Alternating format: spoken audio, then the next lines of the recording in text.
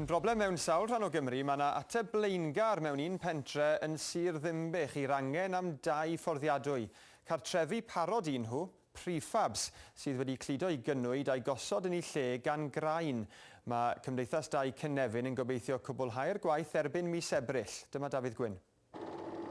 Yn y cyfnod ar ôl yr ail ryfel byd, roedd adeiladu prefabs ar ei anterth. Degawda'n ddiweddarach ai troi'r cloc yn ôl di'r ffordd ymlaen.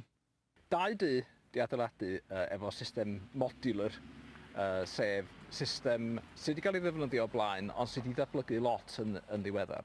Lle mae bob tŷ wedi gwneud efo 2 uned sydd wedi cael ei greinio i'r le bythefnos yn ôl.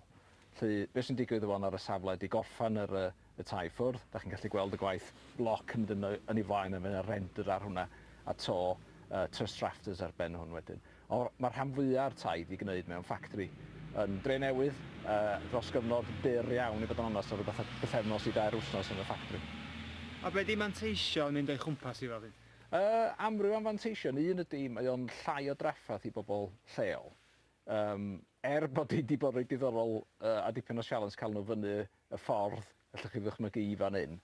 Mae o dipyn llai o draffaeth i bobl lleol. Mae'n digwydd yn ofnadwy o gyflym wedyn ar y safle, a dim llawer o waith i fod yn onest ar y safle ei hun. Chi peth cyntaf, yr ail beth ydy, mae safon y tai yn dda iawn, am bod o'n cael ei wneud mewn ffactri, am resymau amlwg.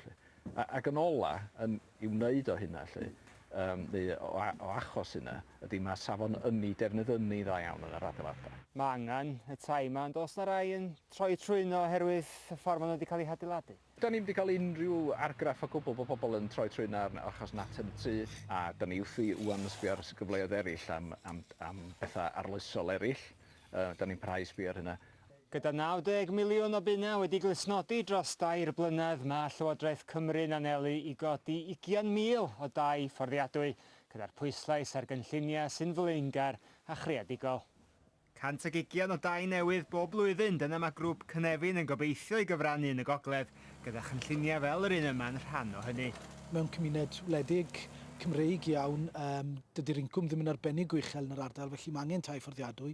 Ac wrth gwrs mae hwn i'w groesawu achos da ni'n gweld darpariaeth yma ar gyfer pobl leol sydd angen ag eisiau byw yn yr ardal. Da chi'n gweld y math yma o dŷ, felly ai dyma'r ffordd ymlaen drwy'r sir ac yn ehangach?